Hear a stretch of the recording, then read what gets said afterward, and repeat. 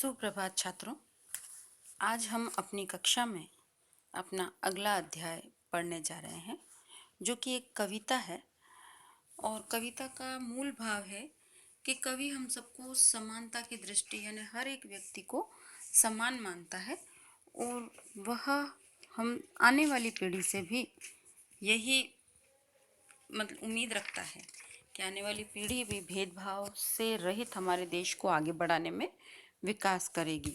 इसके लेखक हैं द्वारिका प्रसाद माहेश्वरी, जो हमें अपनी कविता के माध्यम से आगे बढ़ने के लिए और समानता की दृष्टि से हर एक को देखने के लिए प्रेरित करते हैं।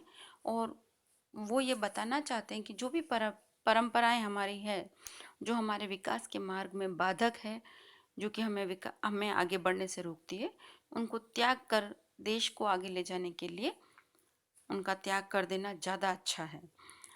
तो आइए हम अपनी कविता पढ़ते हैं, जिसका शीर्षक है इतने ऊंचे उठो।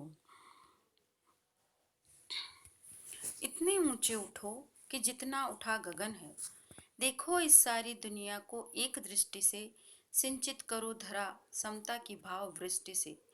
जाति भेद की, धर्म द्वेष की, काले घोरे रंग द्वेष की ज्वालाओं से जलते जग में इतने शीतल बहो कि जितना मलय पवन है। कवि कह रहा है कि हमें इतना ऊपर उठना है, उन्नति के मार्ग में और विकास के मार्ग में हमें इतना आगे बढ़ना है कि जितना ऊपर हमारे गगन है। यहाँ पर गगन का अर्थ आप अच्छे से समझते हैं। गगन का अर्थ होता है आसमान, और दृष्टि का अर्थ होता है नज़र, और यहाँ पर है नजरिया। ठीक है। सिंचित यानी सींचना। आप अच्छे से समझते हैं कि जब हम पेड़ पौधे या खेत को पानी देते हैं तो उसको पानी देना न कहकर सींचना कहा जाता है। धरा का अर्थ है पृथ्वी, समता यानी समान, और भाव वृष्टि यानी बरसात, और भाव यानी हमारे मन की भावनाएं। तो कवि कह रहा है कि हमें उन्नति और विकास के मार्ग पर आगे बढ़ना है। उसके लिए हमें अमीरी, गरीबी, ऊंच नीच के भेदभाव को छोड़कर एकता और समानता की भावना का विस्तार करना होगा। जो देश आज हमारा जाति और धर्म के आधार पर बटा हुआ है, उसे उस आधार पर न बांटकर समानता की दृष्टि से हमें हर एक को देखना होगा। परस्पर जो द्वेष यानी ईर्ष्या की भावना है, उन्हें दूर करना है। ईर्ष्या और द्वेष ये लोगों को आपस में एक दूसरे के खिलाफ में बांटते हैं, अतः इन भावनाओं को दूर करना है, और उनके मन में जलन की भावना को जो उत्पन्न हो जाती है ईर्ष्या और द्वेष के कारण, उन्हें खत्म करना है। इस मानसिकता वाला जो समाज है, हमारे समाज में जो ऊंच नीच, भेदभाव, जाति पाति, काले घोरे जो रंग द्वेष चलता है, उन सब के कारण ये जो मानसिकता वाला समाज है, इसको हटाकर आने वाले जो नवयुवक या आने वाली जो पीढ़ी है, उसको चंदन की तरह शीतल, शांति और प्रेम की भावना से भर। अतः कवि कह रहा है कि हमें लोगों के मन में शीतल, शांति और प्रेम की भावना को भरना है। यानी कि इतना शीतल बहना है, इतना शीतल होना है जैसे कि मलय पवन। मलय यानी चंदन, यानी जो चंदन के पेड़ों से जो ठंडी शांत एकदम हवा आती है, बहुत ही ठंडी, जो हमारे तन मन में शीतलता का प्रवाह कर देती है, ऐसा हमको शीतल होकर आगे बढ़ना है। नए हाथ से वर्तमान का रूप संवारो, नई तुलिका से चित्रों के रंग उबारो, नए राग को नूतन स्वर दो, भाषा को नूतन अक्षर दो, युग की मूर्ति रचना में इतना मौलिक बनो जितना स्वयं सृजन है। कवि आगे कहता है कि नए हाथ से वर्तमान का रूप संवारो, यानी कवि अपनी जितने कविता में जो भी भावनाएं व्यक्त कर रहा है, वो आने वाले समाज में आने वाली पीढ़ियों के माध्यम से व्यक्त कर रहा है।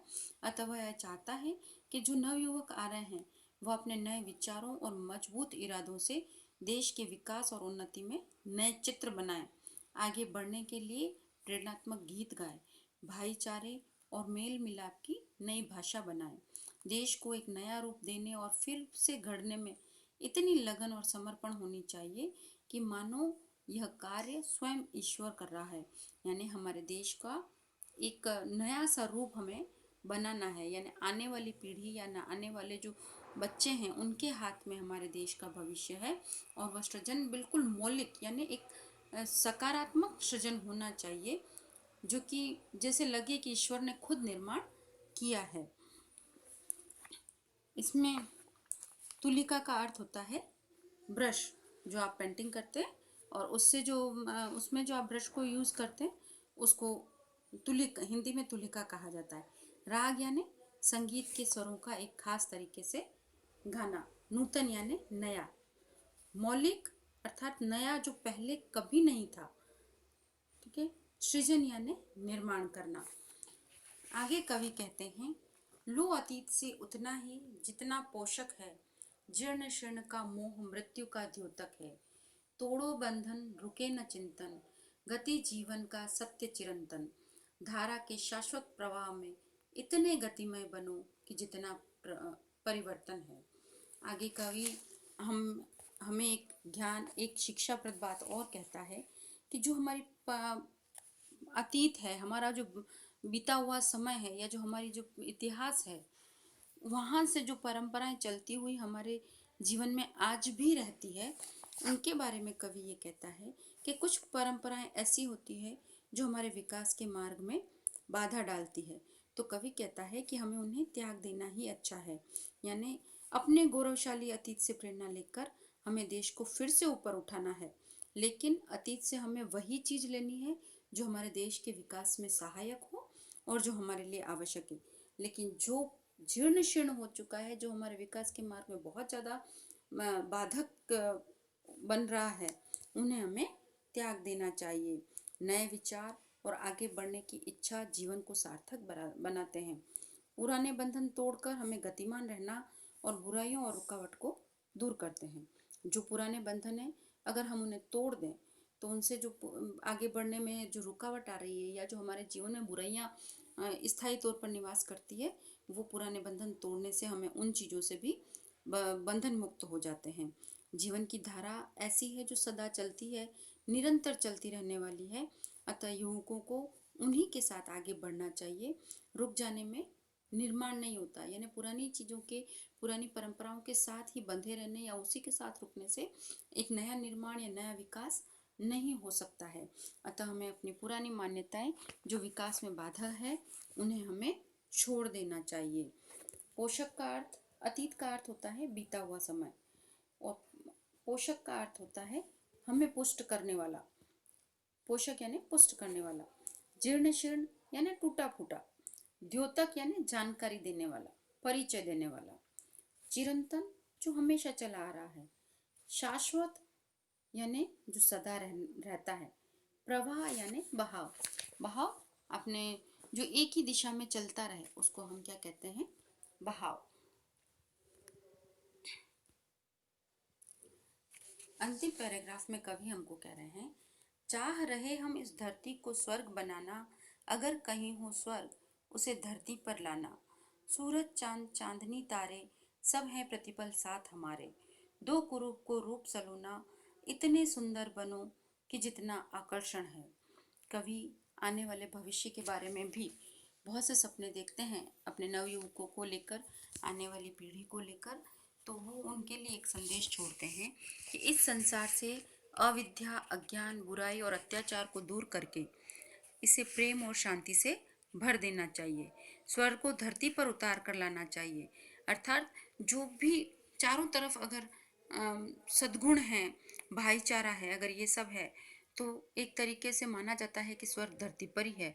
तो कवि कहता है कि जितनी भी बुराइयां हैं हमारे आसपास, चाहे वो अज्ञान हो, बुराई हो, अत्याचार हो, अविद्या हो, द्वेष हो, ईर्ष्या हो, इन सबको दूर करके हमारे जीवन को और आसपास के सभी के जीवन को प्रेम और शांति से हम भर दें, तो इससे क्या होगा? स्वर्ग ही धरती पर उतर आएगा। प्रकृति भी हमारे साथ है, और ऐसे मामले में प्रकृति भी हमारे साथ है, मतलब हमारी इस भावना का साथ हमारी प्रकृति भी देती है। सूरज, चांद और तारे अपने प्रकाश से निरंतर तुम्हें रास्ता दिखा रहे हैं, यानी कि हमारे जो ग्रह नक्षत्र हैं सौरमंडल में, वह भी समय समय पर हमारे जीवन में प्रकाश फैलाकर हमें एक रास्ता दिखा रहे हैं। बुराई की कुरूपता को नष्ट करके अच्छाई की सुंदरता को हमें फैलाना चाहिए। तभी यहाँ रहने वालों के मन में तुम्हारे प्रति, तुम्हारे यानी आने वाली पीढ़ी के प्रति आकर्षण का भाव जगेगा।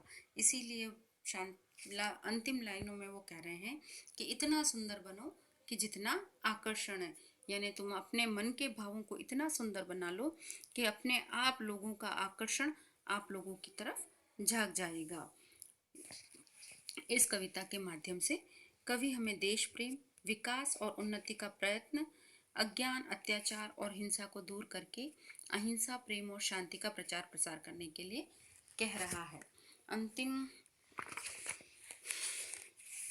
प्रतिपल का अर्थ होता है हर क्षण तथा कुरूप का अर्थ होता है भद्दा। यहीं पर हमारी कविता का अंत है और इसी के साथ हमारी कविता खत्म होती है। धन्यवाद।